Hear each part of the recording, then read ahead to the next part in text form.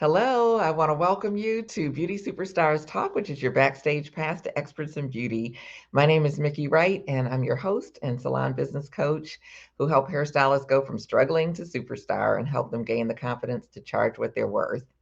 And if you are in the midst of this pandemic with all of us and on top of everything else, your finances have gone topsy turvy in the midst of it. It's like you are definitely not alone. It's like as beauty professionals, and of course, the rest of the world is like we know that we were shut down for a while, that we were not able to go in and do the things that we primarily do, which is go in and touch people and provide our services to our clients. And so we have a lot of us were not prepared, like at all. Most of us were not prepared for a pandemic, even if we were kind of prepared. And we have, I think that time kind of shined a big spotlight on the fact that a lot of us aren't prepared or haven't been prepared. And as I continue to speak with people, as we're past the lockdown stage and back into our businesses for the most part, many of us are still struggling to get, whether we're backpedaling, trying to catch up from there, whether we're trying to, increase our income and make sure that we are diversifying our income. It's like we could use some help with some money. And so I got the opportunity to listen to a new podcast that is called Black, Wealthy, and Wise by Alex B. Jones. And he is a phenomenal beauty professional, or was a phenomenal beauty professional, and has helped hairstylists to be able to create the six figures that they may be looking for with some simple steps.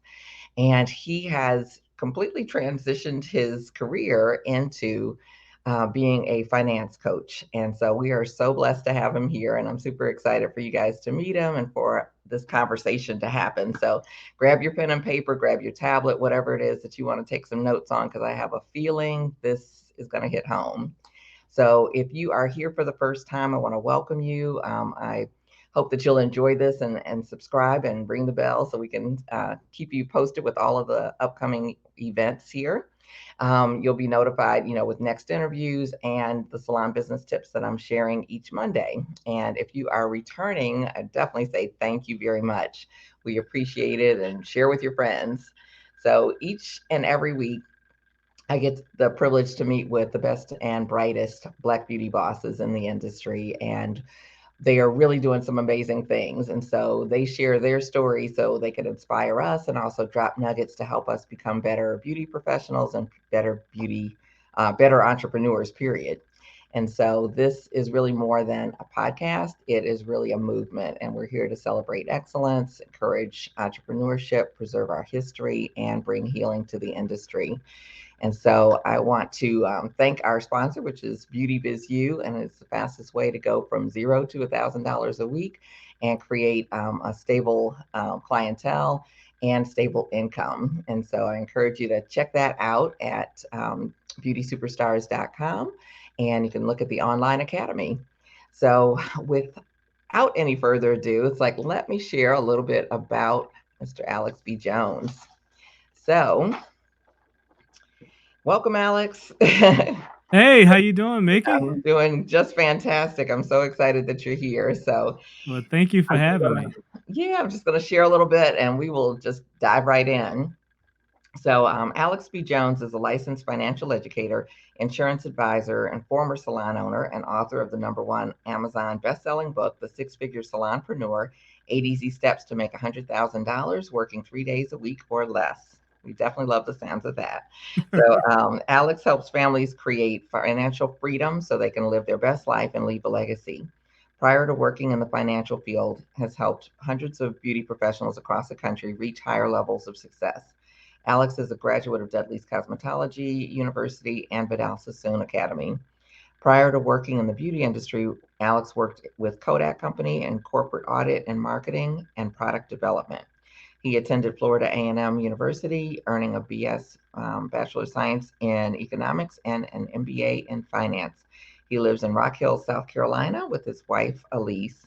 And he has recently started the podcast, Black, Wealthy, and Wise. And I think you can catch it on all of your favorite podcast stations and on YouTube. Is that correct? That's correct.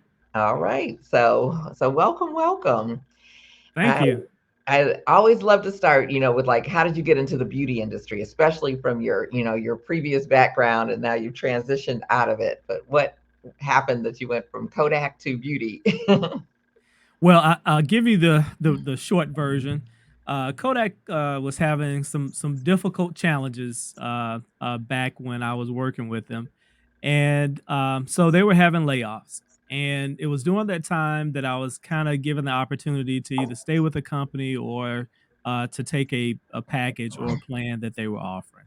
And one of the things that I noticed early on, right through this process, I did not like the feeling. I did not like someone else making the decision, my financial, decisions about my financial future. So that whole thing just didn't set well with me. So I decided, I said, I'm young. If I'm going to make a mistake, now is the time to do it. And so I decided that I was going to leave Kodak and try something entrepreneurial.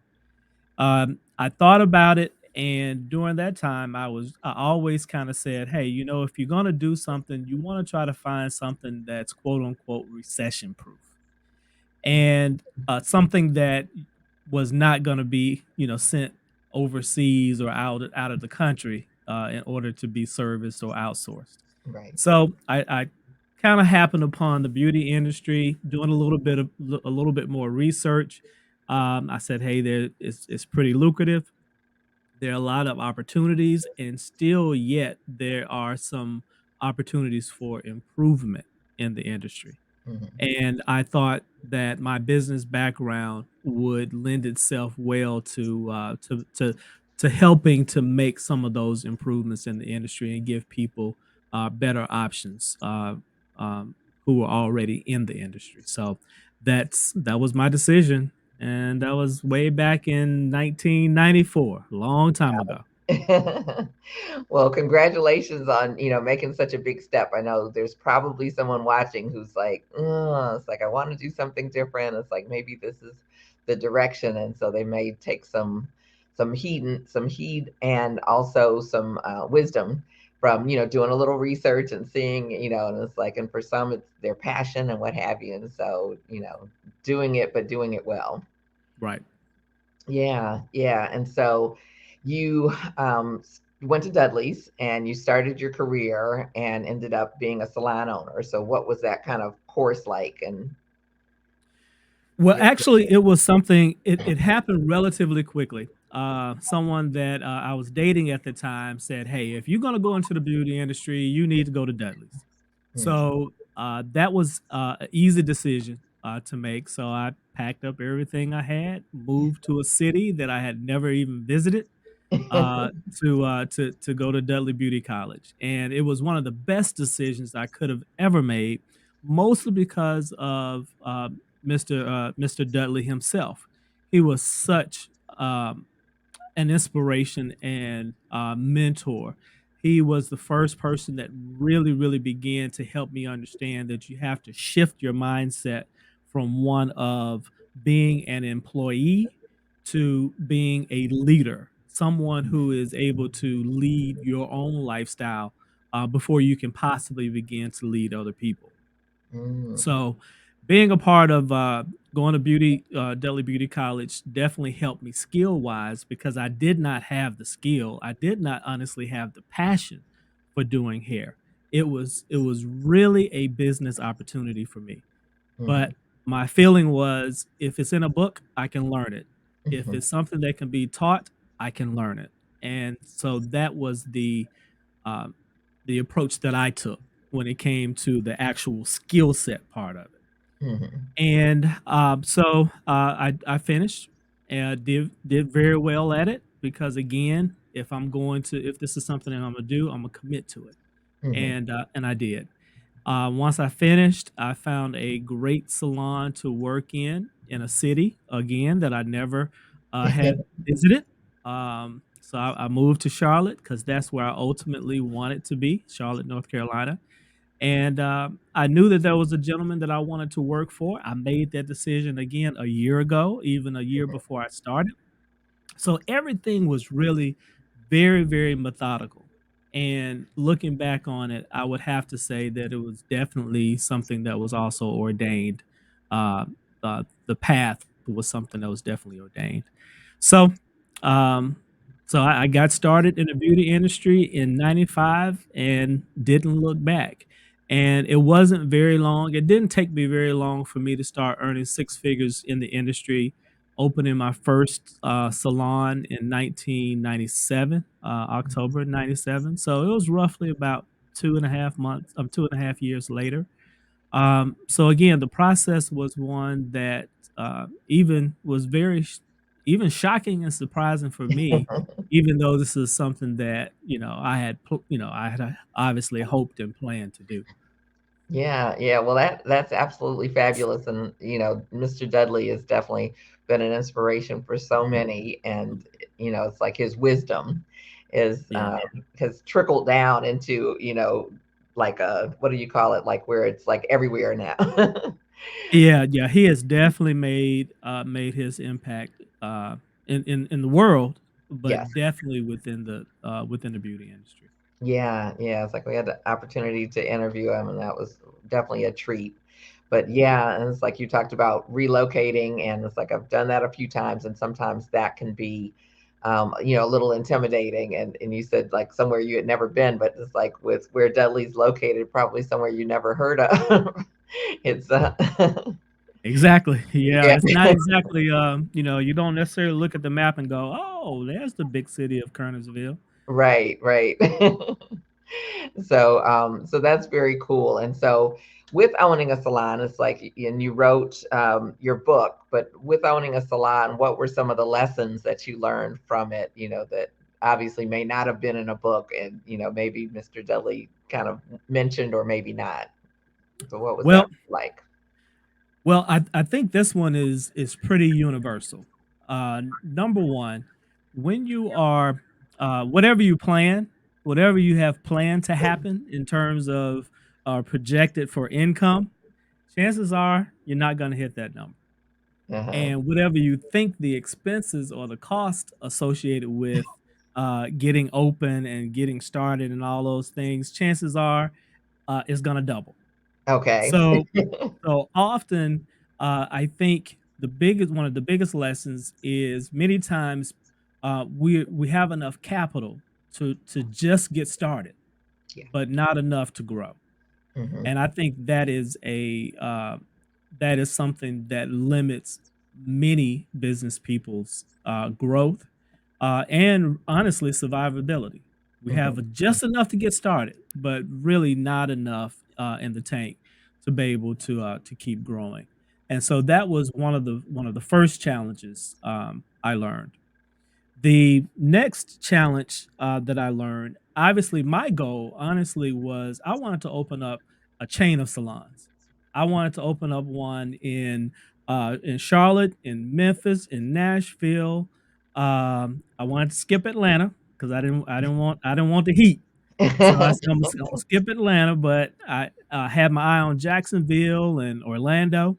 Hmm. So obviously, in order to make all of these things happen, you have to have incredible systems to make those things happen, but you also have to have incredible people. Hmm. And that was one of my major difficulties. I'll be very honest, that was a challenge for me throughout my entire beauty career. Um, where I wanted to go, what I wanted to do, and how I wanted to make those things happen wasn't necessarily something that comported with a lot of people. Um, I did not recognize how individual this industry is, Hmm. how passion driven it is, and how artistic it was. And so all three of those things, plus I'll be very honest, I had some difficulty just from a leadership perspective, that I had not at that point, um, was a challenge for me. So given that, um, obviously I did well in the industry, but being able to grow beyond having 2 salons, operating concurrently, having 3 salons and so on and so forth. I saw that, at some point, that was probably something that was not going to happen, for me. And when I look at the industry-wide, we don't see, that happen very often. Right. You don't see, many chains, in our industry. So Mhm. I saw that as probably, a limit, for me in terms of what I really wanted to do and really wanted to accomplish in the industry. Mm. Yeah, well, you definitely shared some major nuggets there. Just like you say, the if we go to the numbers, which we want to definitely talk about some of that, with going in with just enough is where I think you started, but I'm also seeing a lot of people who are going in with less than just enough. It's like, okay, I think I can pay the rent, and Right, and right, for 1 month. yeah, but there's a lot more expenses that go into even being able to just get started. And so, and then of course, like you say, like you anticipate, okay, these are the expenses, but it's like, ooh, they're more than that. And for me, as a salon owner, it felt like those, 30 days with, making the rent payment and everything else, all of the other bills. It's like, did we do that last week? It's like, it's just like blink and It comes fast. Life comes at you fast. very. And it's like, wait a minute, what's going on? So, if there's someone who's watching who's thinking, it's like, well, maybe I want to start a suite, maybe I want to start a salon, what would you encourage them to really look at, from a business standpoint, from a finance standpoint, with being realistic? Because like you say, the industry is a lot passion driven, but we're not necessarily thinking through or making plans for how we're going to do certain things. Absolutely. So when I got started, obviously, salon suites, that was not a thing, Hmm. back back when I was just getting started in my heyday. So now I think the salon suite, industry, or the salon suite business model, it makes it a little bit easier. Obviously, you now are, positioned so that you can have your own, a place that you can call your own, Hmm. and that's a big motivator for a lot of people. Uh, so, what are the things that I think you really need to be successful? These are the same things that you need in any business. You need to have the ability to be able to, identify and attract your ideal clients. You need to have a system for Hmm. that. That is absolutely key. If you don't have customers, you don't have cash. And if you don't have cash, you don't have a business. Hmm. So so yes, you might have the skill set, but if no one knows who you are, doesn't matter. If you don't know how to get people in your seats, in your seat, get butts in your seat, then you're always going to be at a disadvantage and you're always going to be struggling. So number one, make sure, check your skill set. Make sure your skill set is tight. So that's number one. Number two, make sure that you have a system in place for identifying and attracting the customers and clients that you want for your business. That's number two. And then number three, you want to make sure that you are able to service them well. It isn't just about getting them in the chair, it's about treating them so well that they never want to leave. Hmm. That's number 4. And then finally, number 3. And then finally, number 4, understanding your numbers. If you understand your numbers, understand what, key performance indicators, as they call them, KPIs. If you understand what your numbers are saying to you, when you're making a profit, when you're not making a profit, how do you actually, um, set up your prices, right? Hmm. How do you count your cost? How do you factor in your profit margins? How do you pay yourself? How do you, make sure that you are eliminating as many taxes as possible? If you're not doing those things well, that is another, thing that could potentially put you out of business. Hmm. Yeah, it's like I love the simplicity that you shared that and broke it down for us. And then, as you started getting into all the numbers, it's like, ooh, it's like, we Yeah. have to look at all of those things.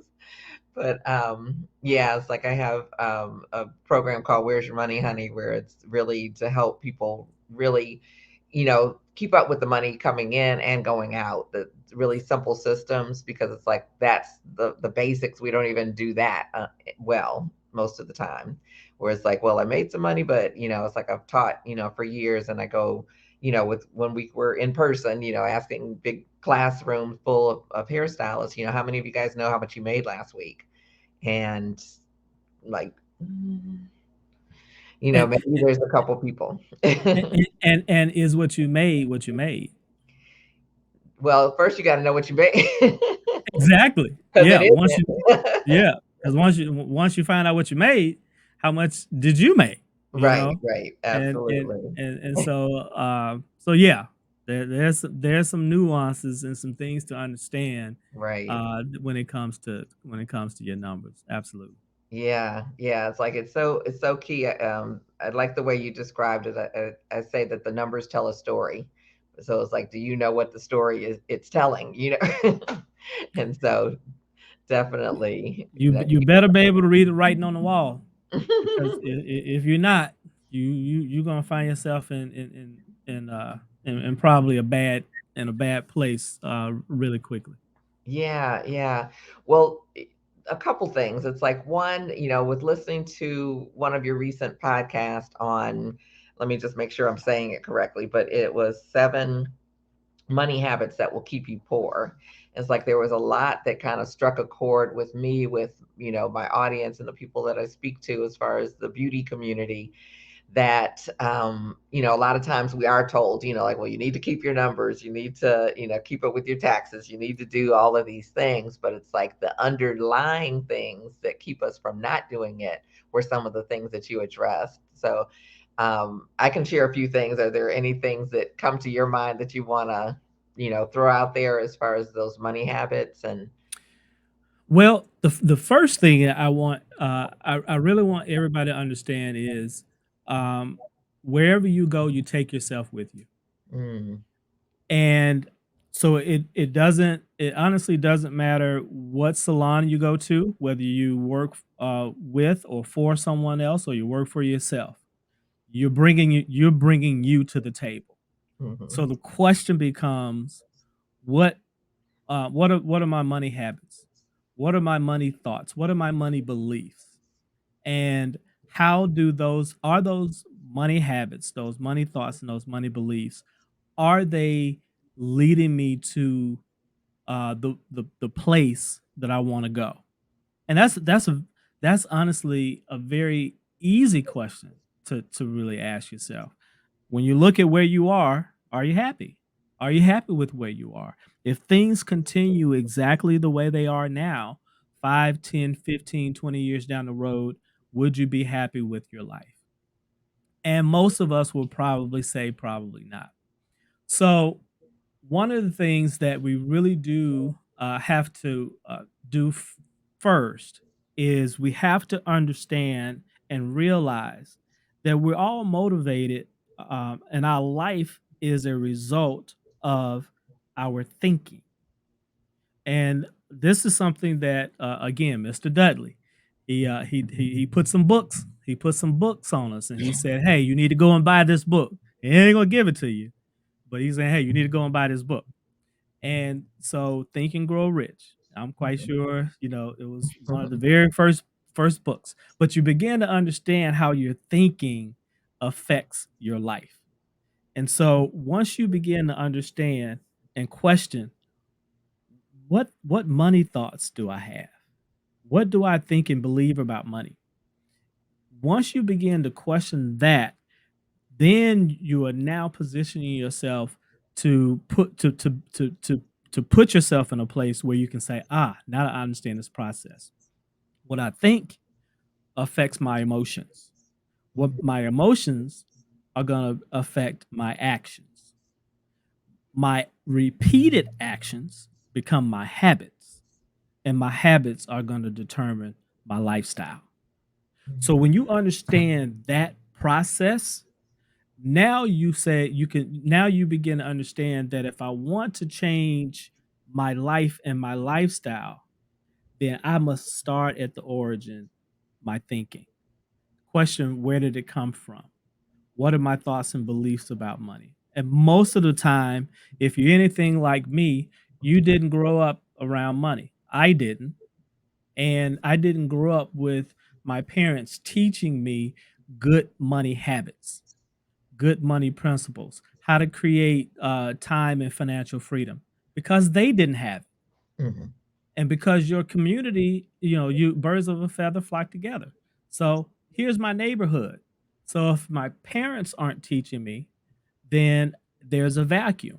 So I'm learning it, I'm absorbing it from them. That's the first thing. Right. And Mhm. then it's being reinforced by the community. I see what the community values. I see what my friends and family value. And so those things get reinforced. And as a result, those those money habits are the ones that we begin to adopt, and they begin to affect our lives as well. So that is one of the very, very first um, money habits we have to really, really address. We have to really address our thinking. Where does where did our money habits come from, and how might I alter those money habits so I can begin to build the wealth that I truly want in my life? Mhm. Wow. I want you to like repeat all of that, right? But everybody, really hit the rewind button and listen to that like several times because what you said was so profound. And I don't honestly know if I've really heard a financial person share things in that way. And I've heard different bits and pieces, but it's like I really appreciate how you broke that down. Yeah. And so the next thing uh, that we begin to look at is, you notice I said how your thinking affects your emotions. Yes. So now we are many of us, and when I say us, I'm talking about me too. We're all fighting against our programming. Okay, Mm-hmm. because it is programming. The Mm-hmm. school, you learn it from your parents. The schools don't teach you. Mm-hmm. Universities and colleges won't teach you. Right. Government and big banks and big companies have no interest in you learning because they can't manipulate you any longer. So now that we understand how our thinking affects our emotions, now we have to start being honest with ourselves. And sometimes beauty professionals, we sensitive about our, you know the rest. Artistic, Yeah. passionate. Hey, my skill will make room for me. My Mm-hmm. talent, my gift. Okay. So now we got to really start looking at and start being honest about where are we in our finances? Mm-hmm. Are things really going as well as we portray on Instagram? Mm-hmm. You know, we might be riding around in a nice car, but are we up at night where we a little concerned about whether or not we're going to be able to make the payment this month or next month? So once you begin to start saying, "Hey, I need to get very, very honest about where I am in my finances and what my emotions are around my money," now you can really start. This is hard work, Mm-hmm. but if you can make some of these changes, then your life is going to improve dramatically. For instance, understanding that money mistakes, they're going to happen. So your past money mistakes don't condemn you to a future of poverty. Mm-hmm. So if you've made some money mistakes in the past, don't let that stop you from getting help. Mm-hmm. Don't let that stop you from getting help. So embarrassment, pride, ego, not letting people know that we don't have it all together. Mm-hmm. These are some of the money habits that are keeping us from getting what we need to get to the next level. Mm, And so these things have to be overcome because if we keep moving along and feeling and thinking that we got it all together mhm, just because, maybe you have a house, maybe you were able to buy a car, right? Here's the question. Could you have been able to buy the house with a lower interest rate had you known something a little bit different? mm, That car, would that car be something you have bought if you understood some things a little bit differently about uh, depreciating and non appreciating assets, how that affects your overall net worth? Would you have made the same decision? If you did, would you have put some different things in place so now you have assets and cash flow that mhm, pays for your lifestyle as opposed to you having to slave and work to pay for your lifestyle? So all of those things are really a reflection of, okay, I've made some mistakes. I'm honest, I don't have it all together, and I'm willing to do the needed and necessary work to get better. mhm. If people are willing to do that, now you're in a great place. Now you can begin to get the information you need, be open and receptive to new and principles, financial principles that are going to challenge you, but they're going to put you in a place where your life is going to be infinitely better because of what you know now and the Mm. choices that you're going to be able to make now that's going to be able to affect your peace, your happiness, your financial freedom, your time freedom, and your future going forward. Wow. Yes, very powerful. And I like feel like the next thing is like and your family's financial future, and Absolutely. the So, people behind us, our kids and yeah, grandkids. because a lot of times, we love to talk about generational wealth. Well, first of all, you gotta get wealthy in this generation. Right, right. You know, do that first. Let's Right, talk about that. And then we can talk about, okay, how do we position ourselves so this begins to trickle down and move and continue on going forward. So right. I always tell people, most people will say that, you know, I want to be able to teach the young kids. Young kids need to know how to handle money. They need to know how to save their money and do X, Y, and Z. Mhm, I hear people say that all the time. My question would be, what have you learned about mhm. making money, Right, saving money, managing money, and investing money? Because they don't listen to what we say, they look at what we do. right, So the best way to do that, the best way for them to learn is for you to learn it and then you exemplify it and then they begin to adapt those principles and those habits and it's going to change their life. right. That's the best way. Yeah, yeah. Yeah, well, you have laid out like a really cool path for us. And it's like I really, really appreciate that. And I want to look at a couple different, pieces. It's like it's really for everyone, but definitely in the beauty industry. It's like you spent some time and wrote a best-selling book about, becoming a six-figure stylist and doing it, in a short work week, strategically. And so earning is definitely one of the areas that I see that people, of course, some people are making great income, but a lot of stylists are struggling. It's like I think the statistics I have for 2019 is that the average hairstylist made $26,090. And in order for that to be the average, it's like there's some people that were making more, but there's a lot that were making less.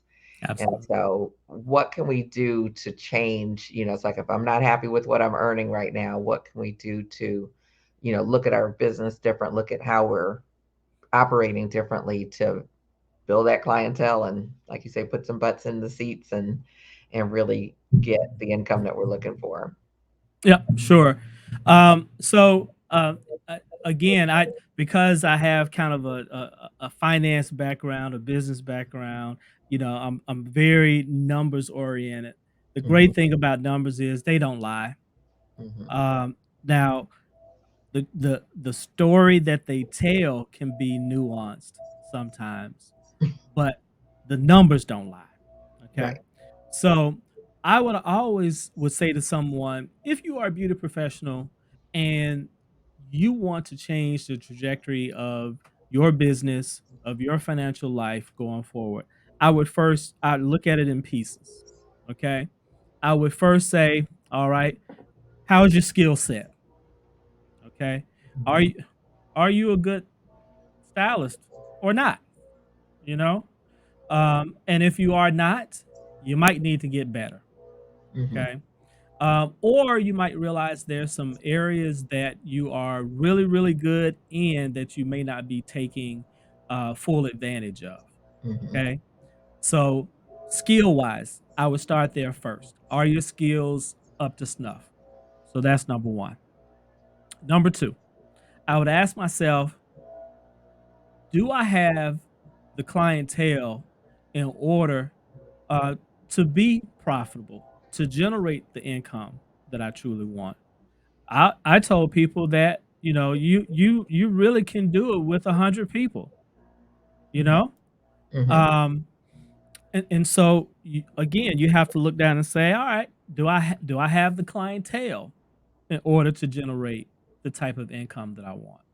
If not, address that. Okay. So so now we got the first part of the process. You're able to attract more people. Like I said before, the skill set is there. So now you're in a good place there. All right. What's your retention like? Are they coming and going? Do Right. you have people coming in and you service them, 2 or 3 times and they're gone? What's the deal around that? All right. Mhm. So if you're looking good there, the next thing I'm gonna say is I'm gonna say, hey, look at, what's your service ticket? What are Mhm. your prices like? And relative to your cost of operating your business. Honestly, if you look at those four elements, Mhm. and if those things, if you make the necessary adjustments there, you're gonna be golden. You're gonna be in good shape, right? Mhm. So beyond that, now it's just a matter of asking yourself, uh, uh, where do I want to be? Where do I Mhm. want to be at the end of 2022? Where do I want to be in 3 years or 5 years from an income perspective? Mhm. At that point, it's a matter of doing what? Here are my goals. Here's where I want to be. Now, how do I systematically get from point A to point B? That's pretty much it, You laid you it know? out for us. Yeah, it really isn't any more difficult than that. It Mhm. really isn't. Yeah. Um, Now I always like to say if you are someone who, is self-employed, okay, versus someone who receives a check. If you receive a check, then I mean, you know what you're gonna get. You know what your check is gonna be, Mhm. all you getting a check. So the next question is, how do you have an opportunity to increase that check? All Mhm. right. And again, we're just talking within the beauty industry. But I also always tell people now we're moving from being a beauty professional, we're moving to being just a citizen. Okay. Mhm. You want to make sure that you have multiple streams of income. Okay. And Mhm. so if you know that your business takes up a lot of your time, then you want to start looking for streams of income that you can generate that are obviously going to be more passive. Okay. Whether that be taking your hard earned dollars, starting to invest it so you're able to get a return on your money, Mhm. whether it might be creating some type of home-based business, which I advise everybody to have. If Okay. even if you work in a salon, you need to have a home-based business, and the reason being is obviously it gives you the opportunity to make some additional income, but it gives you the opportunity to write off your home expenses or some of your home expenses. Mhm. Okay. So you get an immediate benefit from a tax perspective. All right. And then from that, you just really want to be able to say, okay, how do I generate more streams of income? Mhm. How do I keep more of my money in my pocket? How do I reduce taxes? How do I reduce interest? And then how do I take those savings and invest them so the money grows for me? If you do those things, you're gonna be good. You're gonna be Okay. good. Well, you're getting into some scary territory here. Yeah, So, yeah, yeah, yeah. So Imma stop right there. Imma stop right there. But truthfully, this becomes the place where this is the thing that's really gonna set you apart from somebody who is, um, just a hairstylist Mhm, or someone versus someone who's positioning themselves to do this because they love it, they're passionate about it, mhm. they're able to still have a life Right. outside of their business. They're not running around scared of losing customers and clients because, "Oh, oh, I gotta ooh, Imma lose them." So, this is about positioning yourself so that you are financially strong, that you are financially stable, which gives you more options in life. Right, right. Absolutely. Yeah, it's like I actually started the luxury hairstylist blueprint to help hairstylists with Oh, that, with nice. raising their prices, being able to work less, make more, and get out of that hustle mode because Yep, it's like that was, kind of old school, if you will, like where we were before, but it's like we really need to embrace what you're talking about. yeah, And it's really building that confidence muscle as well as putting the financial pieces in place. So, yeah, yeah, absolutely. And one of the things, like you started talking about investing. And so I want to go back there. But before we get there, it's like I want to go to like earning. It's like you talk to us about what we need to do to, increase our earning. We've got tools and things to support you with that. But what about savings? Saving is one of those things like my parents weren't necessarily big savers. It's like my grandmother was, but it didn't skip a gene. And so it's like I've had to learn different things, different strategies and things. But when the pandemic hit, was really, like I said, that big spotlight was shone on the industry. yeah. That it's like we're so used to. It's like, oh well, I made some money today. I spent the money today. I'll go back and make some more money tomorrow, and we don't put money aside for the proverbial rainy day, which I'm not necessarily big on that terminology, but putting something aside for opportunities even, and to have as a cushion, because we already know that our income is not set in stone as far as all of those kind of things. If something happens with our health, if something happens with there's a lot of things that could keep us from being able to be in the salon or behind the chair or working on clients, Absolutely. whether it's a relative's health, there's any number of things that could happen, that savings becomes a saving grace, So, what are some tips you can share with us to make that a little easier, or something at least to put on the forefront of our mind? Um, okay. When it comes to this, one of the things I would when it comes to saving, I would first of all say savings becomes a lot easier when you're making enough. Yeah. Okay. So so that's number one. Let's get your income up. Let's run up your income. Okay. Right. The next thing begins is again for you to be honest about where you are. Because some of us are going to realize that we don't have an income issue, we have a spending issue. And Mhm. so if you find it, be honest. Because again, if you're not honest, you know, if you're not honest with yourself, who can you be honest with? Mhm. And not being honest with yourself, it's not going to get you where you want to be, unless you enjoy where you are. Then great. But um, so when it comes to spending, we have to ask ourselves: if I continue doing what I'm doing right now, am I going to be happy with where I wind up 5, 10, 15 years down the road. Mhm. And if you are, great. Keep doing it, keep rolling, do more of it. If you are not, if you are not, you have to honestly ask yourself, "Hey, I need to make some changes." And then you have to remember, you have to go back to the thinking, "Why am I spending so much? Mhm. What's going on with my spending?"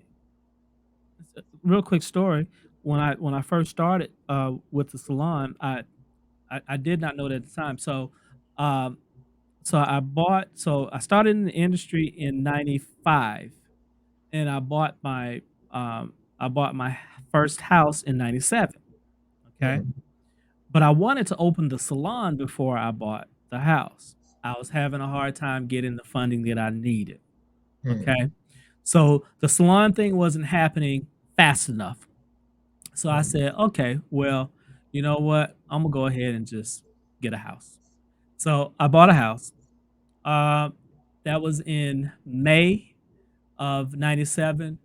I opened the salon in October of Okay. '97. It was actually having the house that made me a much better credit risk Mm. for a business loan. Okay. All right. Okay.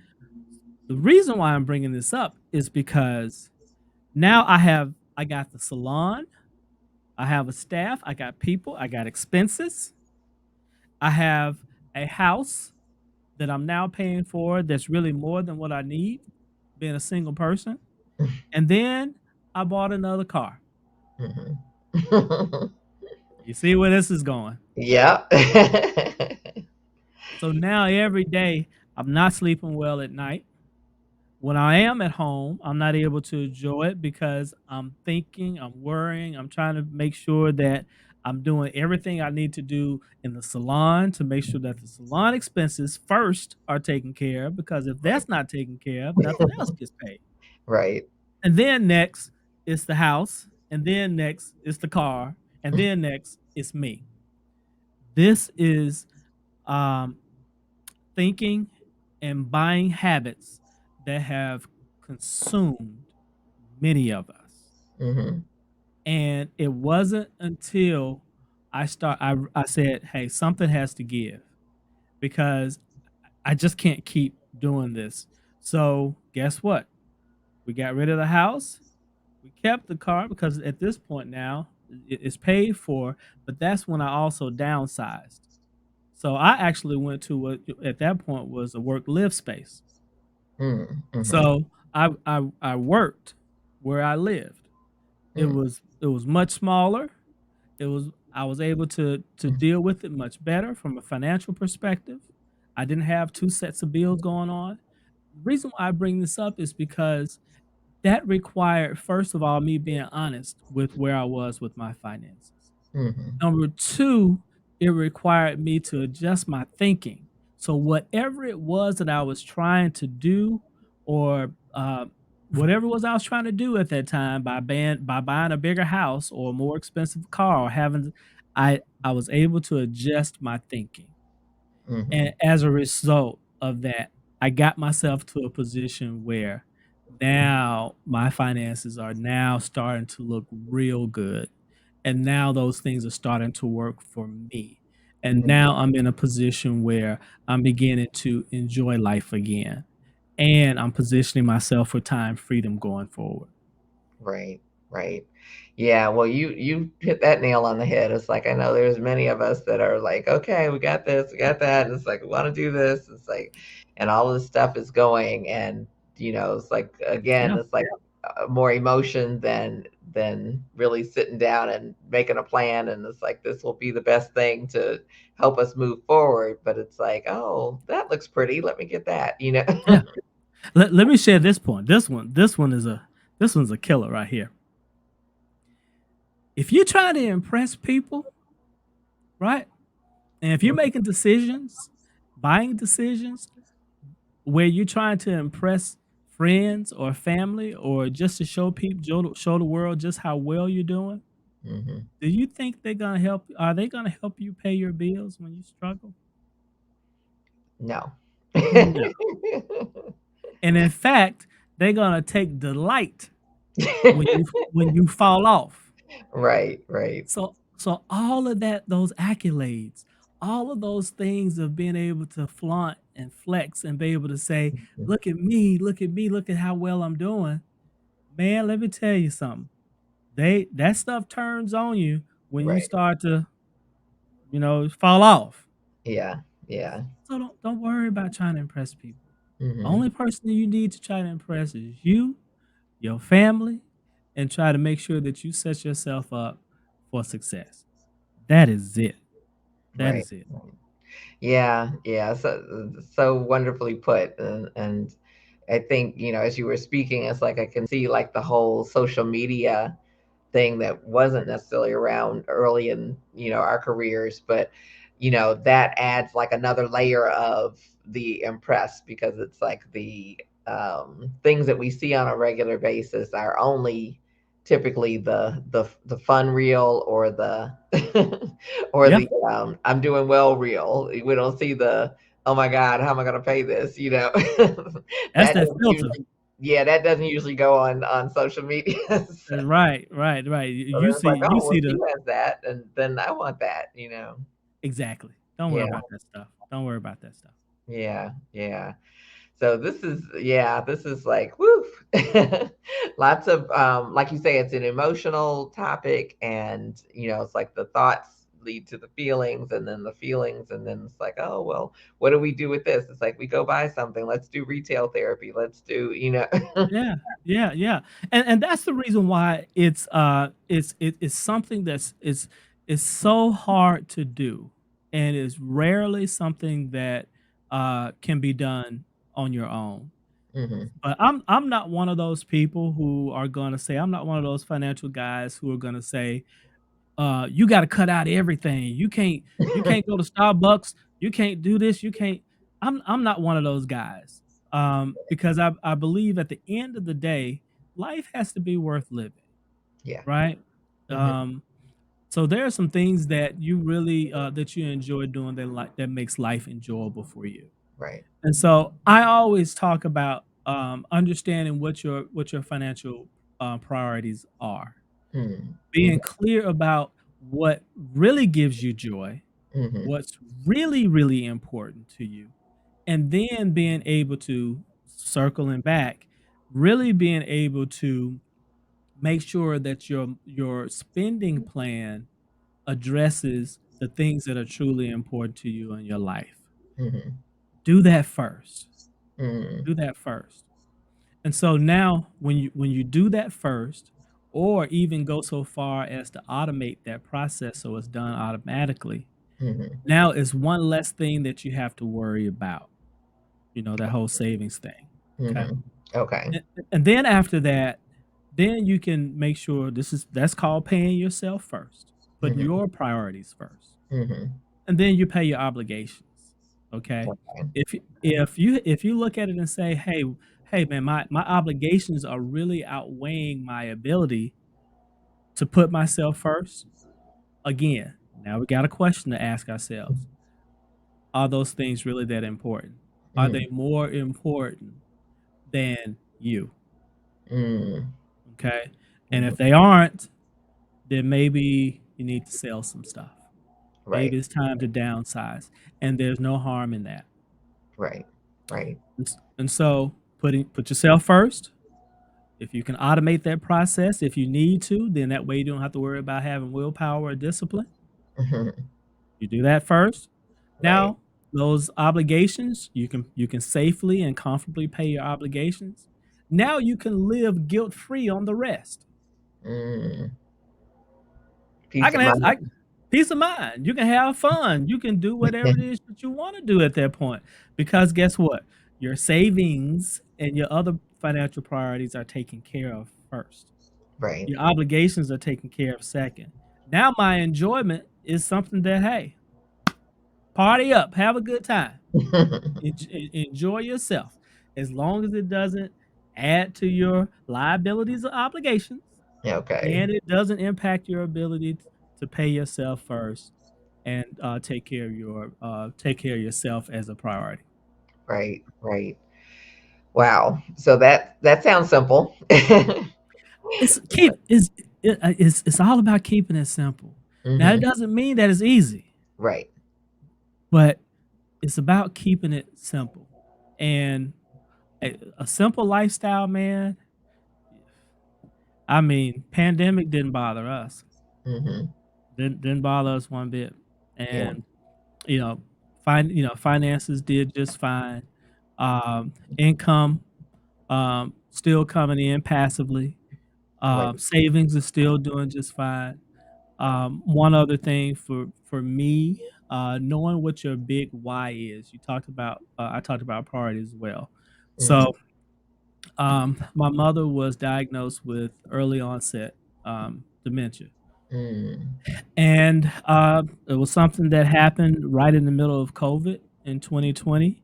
It Wow. was not something that we were expecting, but it necessitated that my mom could not, she was no longer able to really take care of herself after Hmm. having lived her entire life taking care of herself. Right. So now one of my big whys is I want to make sure that I have the time freedom Hmm. and the financial freedom to be able to support my sister who's the primary caregiver Hmm. and be able to help take care of my mother. Um, so you have to have these these big whys, a big reason to do the things that you need to do in your life. And a lot of these things are bigger than just you. Right. Um, so Yeah, I'm sorry to hear about your mom, but it's like it's beautiful, that you are in position that becomes your big why. yeah, yeah. So Yeah. so being in a position to be able to go home and and spend a month or two being Hmm. able to take care of her, um, that's my honor. That's my joy. Right. So Yeah. Yeah. Yeah. But that's beautiful. It's like you give us that, as a really good caption for everything that we've been talking about today. yeah. And tell us a little bit more about how you can help us. How would we work with you, or how should we even begin to think about selecting a financial planner? Because that's something that a lot of us as hairstylists, it's like, oh, okay, I don't know what to do. I don't know what step one is. Yeah. So the first thing I would really say is make sure that you're working with a good accountant for your taxes, Okay. for your business. Hmm. A lot of times, a lot of us get in trouble when it comes to handling our taxes. So Hmm. I would say, get with a really good tax person to handle that part first. Okay. Okay.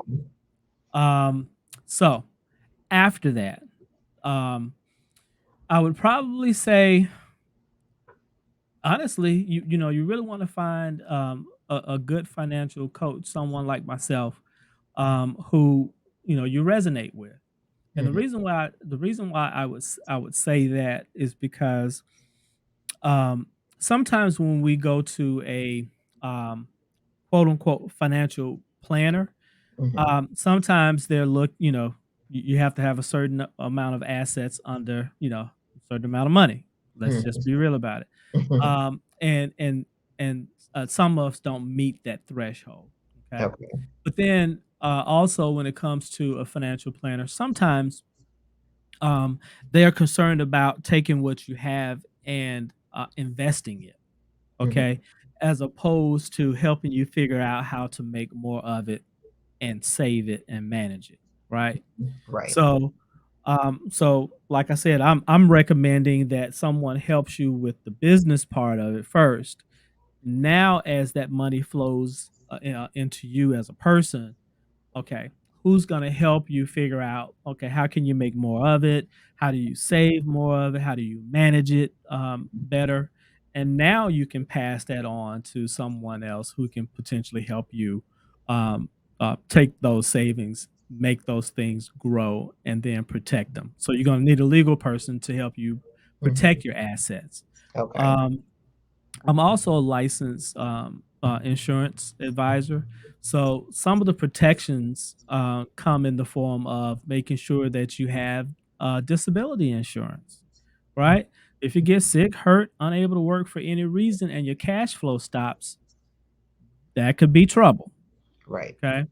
Um, Obviously, health insurance is really key, really important.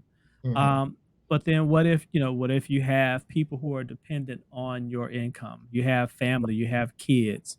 Then you want to make sure that if your income goes away for any reason, that the family is protected. Okay. Right. So you want to make sure that you have those things in place as well. So very quickly, I do have a free financial assessment. It's a self assessment that takes less than 4 or 5 minutes that people can do on their own. They can go to alexbjones.com/fitness, um, and it's absolutely free, like I said. And it's something that's going to really give you a really good handle on, okay, where am I, financially? Where are Hmm. some areas that I really need that I'm doing well in, and where are some areas that I might need to strengthen in, right? So I would say that's a good place to start. Okay. Okay. And then for someone who is in the beauty industry and they're looking to build up their income and grow their business, their beauty business, still the book, The Six Figure Salonpreneur: 8 Easy Steps to Making $100,000 Working 3 Days a Week or Less, is there on Amazon, and I would encourage someone to definitely go and pick that up as well. Awesome. Okay. So I think I've got it streaming correctly there across there, Yes, yes, yes. alexjones.com/fitness. And Yep. we can take the test and kind of see where we are. So that's a really cool thing. Yeah. Yeah. Yeah. And it's like, so we've covered a lot of different things. Anything that you'd like to add for like retirement or, that's definitely an area that we sometimes, think it's like, oh, well, I'll get to that. Yeah. And I say to that, time in this case is your friend. It's not your enemy. And Hmm. you always want to get started as early as possible. I Okay. don't care if you have $25 a week. It Hmm. doesn't matter. Time is your friend. Okay. And because the longer you wait, the more you have to put in to just even try to catch up. And Mhm. generally speaking, you won't be able to catch up because Right. the compounding of interest is crazy. Okay, Right. so I would tell people that right now, if you don't have a retirement plan and you are someone who is self-employed, Hmm. I would first you can go to Vanguard or Fidelity, Hmm. and I would look to open up what's called a SEP, SEP, Hmm. which stands for Simplified Employee Plan. I would open up a SEP IRA, Individual Retirement Account. Hmm. And very quickly, the reason why I recommend someone doing that is if you open up a regular IRA, you're only able to contribute $6,000 a year. Mm. Okay. Okay. If you're over 50, you can contribute up to $7,000 a year. Okay. But if you have a SEP plan, a SEP IRA, you Hmm. can invest up to $19,500 a year. So it's a big difference. Hmm. So it's essentially the same, same type of thing. What you're saying is, as a self-employed person, I'm now kind of offering up my own 401k plan, and that's what Okay. this is, right? Okay. So you have higher limits associated with that. So I would encourage anybody. That's a great place to start. If you Okay. can't put in the 19, I'm not saying that you got to. I'm saying that the higher limits are there if you happen to need it. Hmm. So if you happen to be Okay. getting started late, you can put more money in order to try to make up the difference. Right. Right. Okay. Well, that sounds excellent. That's a really great tip. So thank you for Oh, that. Uh-huh. And those contributions are also tax deductible contributions. Oh, okay. Okay. So it's like a Okay. regular IRA versus what's the one where you don't pay taxes on it until you take it out? So your regular IRA will allow Mhm. you to write off your contributions Mhm. for that particular year, but they're gonna tax you on the back end once you take it out. Okay. Okay. Your Roth IRA is after tax dollars, but Uh-huh. all of your gains are tax free. Okay. That So was the one I was trying to think of. Yes. yeah. So, and the reason why I'm saying the SEP IRA, because the SEP IRA is going to give you kind of a double benefit, which Mhm. is you're able to get started saving, number one, but Right. then number two, you're able to write those contributions off for the tax year, and they have higher limits. Awesome. Okay. Yeah, well, thank you for that. Thank you for that Yeah. tip. And definitely everybody check this out. And any things you'd like to say, just as we wrap up, anything, words of wisdom, inspiration, or people that Yeah, inspire you. absolutely, absolutely. I just want to let everybody know that wherever you are right now with your finances, look, your life can be dramatically different in a relatively short period of time. And I'm talking about 6 months, six Mhm. months to a year. Your life can be dramatically different financially.